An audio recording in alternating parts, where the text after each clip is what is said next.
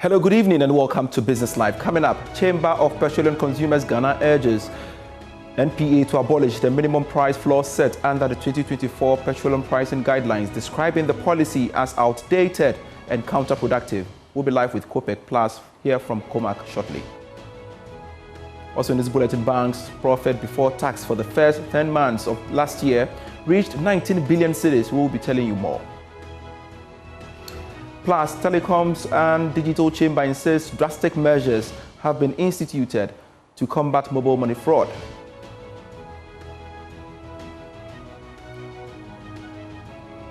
I believe that for a growing industry, as I said, continually you're having the volumes of transactions increase, and our members are very mindful of the need to ensure that there's trust established in the system. We have details of this and more for you. Please stay on.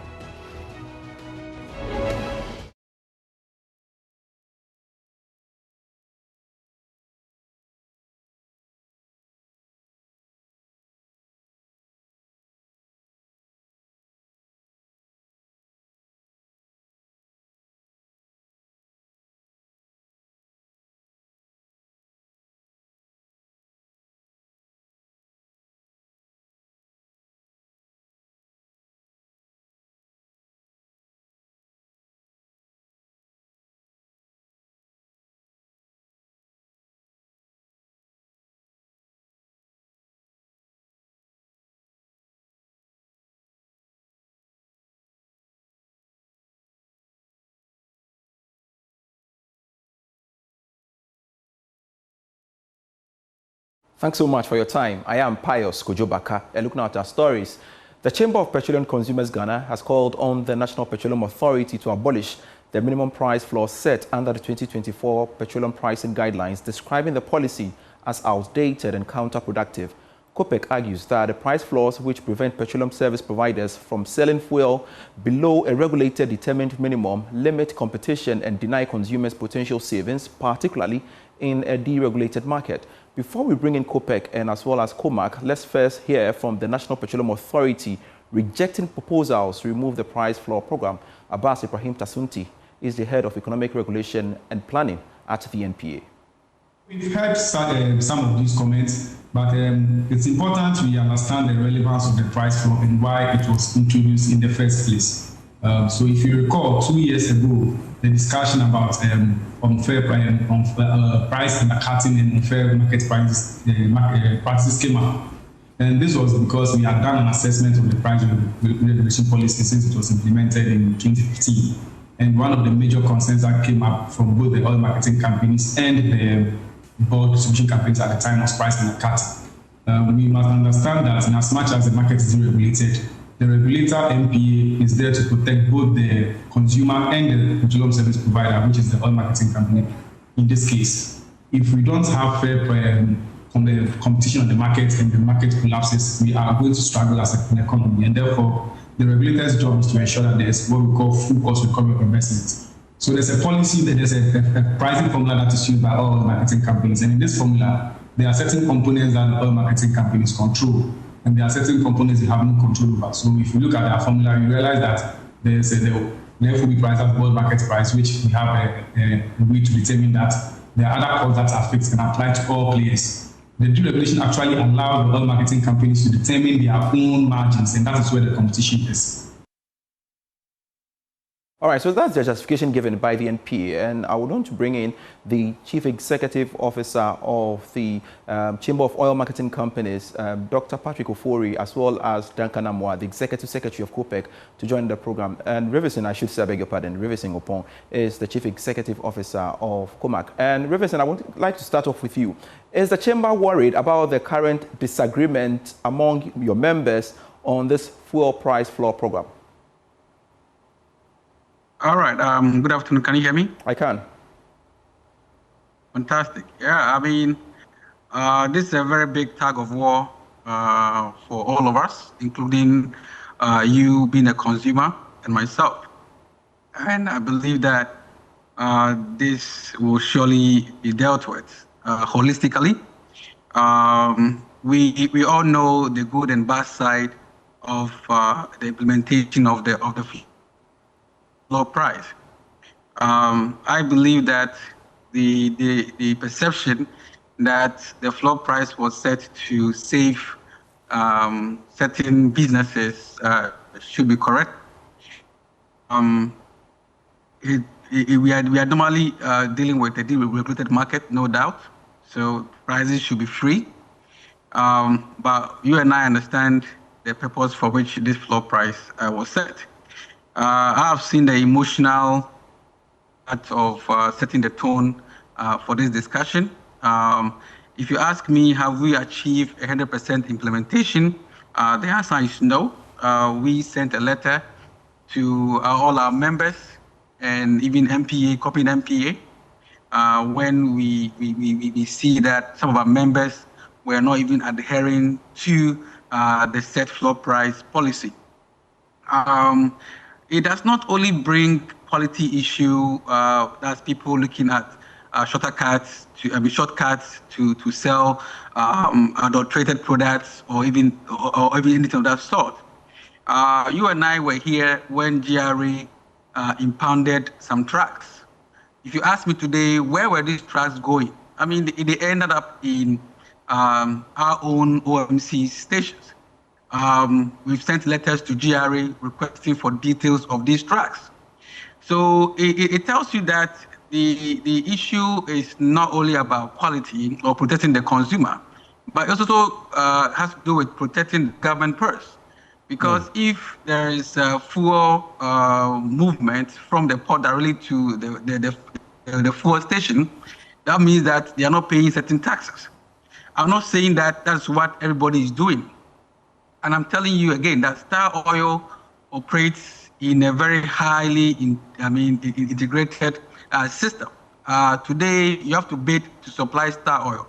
You get my point? Yeah. And the prices that Star Oil will get in the market from the BDCs will not be the All right. So same price that all other BDCs would get. Dr. Riverson, the chamber, of course, which you represent, pushed for this policy to be implemented. Really, looking at what has happened so far, are you going to revise your notes now, or majority of your members would have to decide? We are having an emergency board meeting on Wednesday. This is where we will come up with our position. But as it stands, I can tell that majority of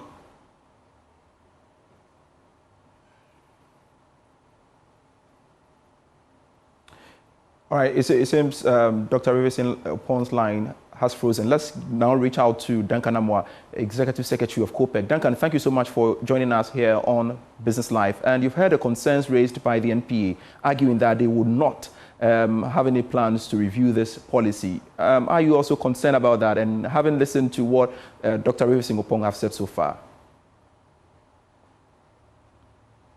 I am quite disappointed with the position of the NPA. I will not be surprised if COMAC comes out to say that they support the floor pricing. Although between you and I, as consumers, the floor pricing rule is simply a way to deprive the consumer of the most efficient of prices that the oil marketing companies can give all of us. How so? I am happy that Riverson touched on the fact that MPA has set some floor prices in some time past. The market went below that floor pricing, which is to tell you that the market can be far more efficient than that whole floor pricing rule that the NPA is setting out to prevent them from selling cheaper to you and I. The argument that without a floor pricing, people will sell bad product or low standard product does not hold. Even when price was regulated completely, that is the period before June 2015, we still had bad products. And so that is a function of regulation. Go out there and inspect the pumps to be sure that what they are delivering is good or clean products. But for you to turn around in a deregulated market to seek to regulate prices, you are simply not helping all of us. You are simply asking the market to undercut all of us. You are simply telling the market that if it is not what you subscribe or approve, then nobody should sell anything cheaper to the market. And I think that you are simply defeating this whole deregulation environment, because the purpose of deregulation is to allow for healthy competition. And I explain it this way, Pius. If I bought products for, say, $10 million a month ago, at the time the exchange was 12 to 1 Ghana, what I required at the time would have been probably 120 million Ghana cedis to be able to pay my supplier. If I wake up a month later and it so happens that the cedi is now 10.4, 10.5, what it means is that I require about 104 million, 105 million to pay for the same $10 million consignment. The remaining 15 million Ghana cedis that I make there, I can decide to reduce my petrol prices by some 20, 30 pesos in order that I can clear that stock or cargo so as to be able to pay the supplier what I'm indebted to. MPA says, no, don't sell below the price we have given you. So who is MPA really serving? All right. And I would like who is to bring MPA really serving? You don't get it, Pius.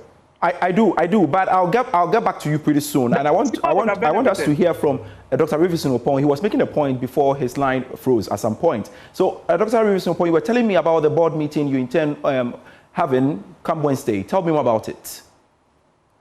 Yeah, I mean, it's of essence that the chamber, as an industry, revisit this topic. No doubt. Some of the concerns that Duncan has raised will be considered. And I believe that the chamber is there for the industry. If you look at our objectives, we are also there to have healthy competition. If you ask me if price undercutting is healthy competition, I would say no, citing the fact that the business commerce of these oil marketing companies are not the same. Yes, I agree to the fact that there are so many oil marketing companies, which for me, I've been advocating that needs to be shrinked to have effective players on the field. You can also argue that this will be one of the ways to get rid of them, but in a case where majority are for it and solving an industry issue, even in a price-regulated market, it helps. Because what's the floor price today? The floor price today, looking at the SREF plus the statutory margins and levies, which are constant. The only factor that fluctuates are the SREF pricing and the margin. We have all OMCs who were forced to price below their average break-even point just because their neighbors were pricing below. All right. Even the floor price, like I said. And that neglected them from paying the statutory levies and even eating into their own margin and making their businesses inappropriate. We can argue about the fact that it is not the regulator's business to make them look positive, to make their book look positive. All right. But so as we make progress, Dr. Kwon, if you can kindly indulge me with this, as we make progress with this, is that to suggest that come Wednesday we would have a final roadmap on how to address this issue amicably, so we have a clean and a sanitized industry, so to speak? I believe the chamber will come with its stand after our engagement at the board. That's fine. It's still a debate as we speak. We are having. We understand everybody's concern. Don't get me wrong. And together with the regulator, we're surely going to have a breakaway through with stable solutions that will serve the industry and the consumers. So Duncan should be calm and wait for us. All right, please. Duncan, you've heard a plea of COPEC. So they will consider your concerns in their meeting. But really, what will be your next line of action? Would you turn the pressure on government? Will you? Pius, I am happy to hear from my brother, Dr. Opong, concerning this. Unfortunately, it is not the chamber that is implementing the floor pricing policy. It is the NPA that is insisting that some of the OMCs should not, or nobody should sell below 9.8. What I can be emphatic about is that there have been windows that some of the OMCs have sold below the floor pricing that the NPA gives. You cannot force the market to consider all margins, all levies at the same levels as they consider ex-ref. Again, ex-ref would always differ from who is paying cash, who is buying on credit. And so it cannot be the case that we would want to put everybody in one basket and say that, look, if you have products and you can even sell for 8 Ghana cedis and still be profitable, go and sell it at 9 cedi 80 or 10 cedis because this is what the NPA is saying. I don't think that allows for the deregulated market to operate. Again, you are not also expecting that for demand and supply to work in the oil space, somebody will sit somewhere and calculate and say that don't sell below this number or we sanction you. That is completely against the deregulation program. And I think that the earlier the NPA is told to desist, the better. Initially, we objected to this when they brought it, so it is not our first time. We are surprised that some time after, the industry itself, some of the players are probably realizing that at this point, you cannot continue to ask them to sell at a price that you, the NPA, determine, when their numbers suggest they can do better for the market. Today, you heard some of the OMCs are giving breakfast, some are giving Banku and Shito and all of that. It tells you that if you allow them, they could have gone down further to benefit the consumer. Yet, we are here having a debate on whether the NPA should stop or it should continue. The NPA has no business deciding price for anyone in a deregulated market, especially when the government is no longer paying subsidies. The market is becoming efficient. The market is getting to a point where they are able to deliver products at a much competitive rate. And so the NPA should desist from this act any further. Point well made. So as we wrap up the conversation, your thoughts about transport fares reduction, convinced by the argument made by commercial drivers, really? Are you in for it? Pius, what I can say is that I've even had initial conversations with the transport unions. Again, it feeds into this whole floor pricing, because if some of the OMCs could even go down further, then we don't even need to tell the drivers to go down. They are willing. I'm sure in the next few days, they may be coming out to also give Ghanaians the benefit of the reductions we have seen. But until we get there, let the NPA stop this practice of dictating prices for oil marketing companies who may want to give a little more to all of us in our pockets. Any attempt to continue this is simply not working for the market forces or factors as we expect. Executive Secretary of COPEC, Duncan Amwa, thank you so much for your time. Earlier was Dr. Pricing Opong, the Chief Executive Officer of COPEC. I'm grateful, gentlemen, for your time. Now, banks' profit before tax for the first 10 months of last year went up significantly to reach 19 billion cedis. More in this report. The Bank of Ghana data showed that profit before tax for these commercial banks were up by more than 40% to reach this new level. The data revealed that the spike was influenced by strong growth in all the income lines of these commercial banks, with interest income being a major driver. The data again revealed that growth in interest income attributed to the slowdown in the interest expenses due to lower interbank lending in October 2025. compared to October 2024. Another interesting thing that has come up is that after going through the numbers, it emerged that the cost of these banks were going up. Even though this is not the final number, we are learning that things may not change that much in terms of the profit position that was recorded by most of the banks in the country for last year. You're still watching Business Live. We have more for you shortly after this break. Again, welcome back to Business Live. The Ghana Chamber of Telecommunication and Digital Chamber of Ghana says it is intensifying education and effort collaborations, and it will be right way to fight money fraud, addressing concerns that rising fraud cases are forcing some small businesses to reject mobile money payments. Chief Executive of the Chamber, Sylvia Wusu Ankoma, said the Chamber and the mobile money operators are doing what they can, contrary to assertions that its members are not doing enough. She spoke to Joy Business. I believe that for a growing industry, as I said, continually you're having the volumes of transactions increase, and our members are very mindful of the need to ensure that there's trust established in the system. So if you take any mobile network operator or any electronic money issuer who is under the chamber today, the number one priority is to ensure that we preserve trust in the ecosystem. And today it's such that it's interlinked, right? Not just EMIs as we know them, electronic money issuers as we know them, but we have banking counterparts. The fintech ecosystem has really, grown.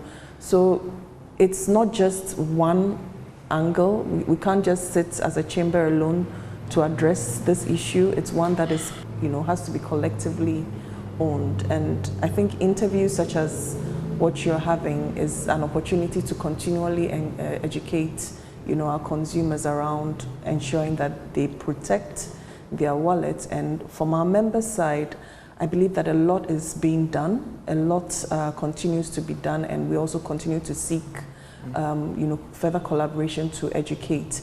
What makes it even more interesting is that when it comes to social engineering, once you identify a particular path of people, deceiving others, every day that path evolves. A new formula comes up, and you need to get ahead of it. So it's not a static situation, it's one that requires continuous monitoring and continuous engagement. And I believe that our members are quite aware of this phenomenon, and that informs the 360 type of education that most of the members have adapted to try and get customers aware.